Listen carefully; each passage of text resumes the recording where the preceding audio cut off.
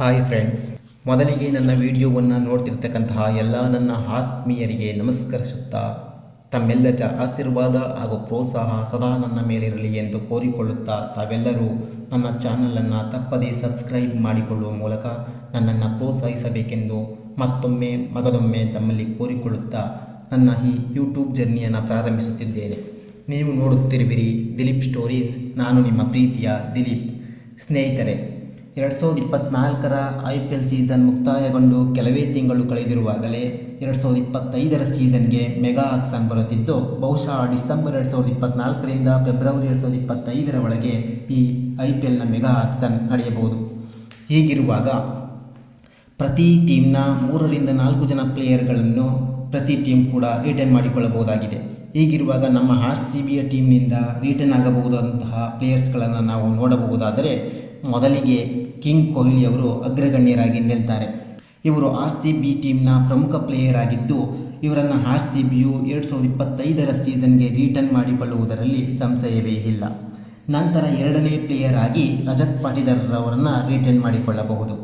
ಏಕೆಂದರೆ ಇವರು ದೇಶೀಯ ಪ್ರತಿಭೆಯಾಗಿದ್ದು ಒಬ್ಬ ಯುವ ಆಟಗಾರರಾಗಿದ್ದಾರೆ. ಇದು ಮೆಗಾ ಆಕ್ಷನ್ ಆಗಿರುವ ಕಾರಣ RCBಯು ತನ್ನ ಮುಂದಿನ 5ರಿಂದ 6 ವರ್ಷಗಳ ದೀರ್ಘಾವಧಿಯ ದೃಷ್ಟಿಕೋನದಿಂದ ಇವರನ್ನು ರಿಟೈನ್ ಮಾಡಿಕೊಳ್ಳಬಹುದಾಗಿದೆ. ಇವರು ತಂಡವನ್ನು ಗೆಲುವಿನ ಗುರಿಯತ್ತ ಕೊಂಡೊಯ್ಯುವಂತಹ ಪ್ರಮುಖ ಆಟಗಾರರಲ್ಲಿ ಒಬ್ಬರಾಗಿದ್ದಾರೆ. ನಂತರ ಮೂರನೆಯದಾಗಿ ವಿಲ್ ಜಾಕ್ಸ್ ರವರನ್ನು ರಿಟೈನ್ ಮಾಡಿಕೊಳ್ಳಬಹುದು. ಏಕೆಂದರೆ ಇವರು ಸಹ ಒಬ್ಬ ಯುವ ಆಟಗಾರರಾಗಿದ್ದು, ಇವರು ಒಬ್ಬ T20 ಸ್ಪೆಷಲಿಸ್ಟ್ ಆಲ್ರೌಂಡರ್ ಆಗಿದ್ದಾರೆ.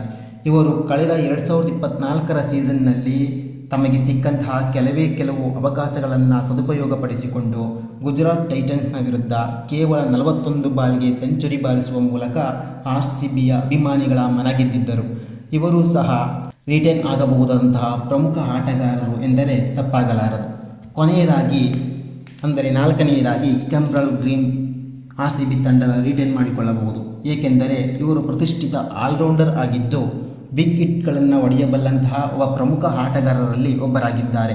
ಹಾಗೆಯೇ 4 ಓವರ್ಗಳನ್ನು ಬೌಲಿಂಗ್ ಮಾಡಬಲ್ಲಂತಹ ಸಾಮರ್ಥ್ಯವಿರುವ ಆಲ್ರೌಂಡರ್ ಆಗಿರುವ ಕಾರಣ ಇವರನ್ನು RCBಯು ರಿಟರ್ನ್ ಮಾಡಿಕೊಳ್ಳಬಹುದು.